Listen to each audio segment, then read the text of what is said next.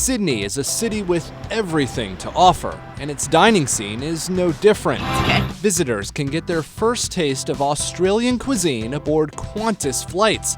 First and business travelers experience a menu designed by one of Australia's most famous chefs, Neil Perry. One of the dishes I really love that kind of makes it back on the menu every 2 or 3 years, particularly in first, is a lovely piece of fish that we poach in coconut milk and garam masala. And we're quite famous for it, the original rock pool, and it just flies beautifully because curries and food with full flavours just taste so good in the air. In economy and premium economy, passengers enjoy meals inspired by Perry and prepared with the finest Australian produce. The whole philosophy is exactly the same as I have in the restaurants. That's sourcing the best ingredients we can find, keeping it really seasonal, and making sure that we train and work with the people that are going to deliver it, which is the crews. Qantas and Perry work hand in hand to source ingredients from Australian producers, as well as the airline's many destinations. Every meal is authentic and delicious, and complemented by Australian wines and snacks like Tim Tam biscuits. It's really about not only what the customers are experiencing, but how we're able to help build these Australian businesses. And for a great meal in Sydney, you can't go wrong with one of Perry's restaurants. The flagship Rockpool 1989, Rockpool Bar and Grill serving modern Australian fare, and a modern Chinese restaurant called Spice Temple.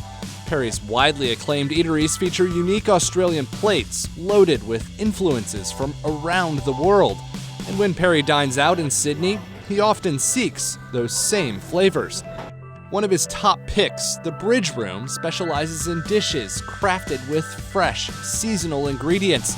Some items are slow cooked over charcoal, a Japanese tradition. Perry also recommends Esther, a restaurant run by 2 of his former employees. It's just a fantastic endeavor for young kids trying to do really great things. Got a wood-fired oven, bakes the bread there every day, some of the best bread in Sydney. For an Australian-inspired meal, Perry suggests Billy Kwong in Potts Point. It's a Chinese eating house that embraces locally grown and organic produce with a focus on Australian bush foods. And for seafood lovers, Perry says Golden Century in Sydney's Chinatown is the spot for you. Golden Century is really awesome for live seafood, so you go and have mud crab and abalone and lobster and go with a big table of people and just share everything, and you get to really see a lot of wonderful fresh Australian seafood. If you're after a simple night out in Sydney, take a cue from Perry's family. I really love to go to Chinatown. I spend a lot of time in Chinatown and Koreatown, down around World Square, so I eat a lot of Korean and Chinese food with my family when we're just doing simple things. His top picks in Chinatown include danji, a Korean barbecue that's a cut above the rest. A love for Asian cuisine is something that Perry shares with many Australians, and something you're likely to indulge too on a tour of Sydney. I think the way that we treat and integrate Asian food into our food is completely different to the way anyone else does it in the world, because I think we do it with such understanding.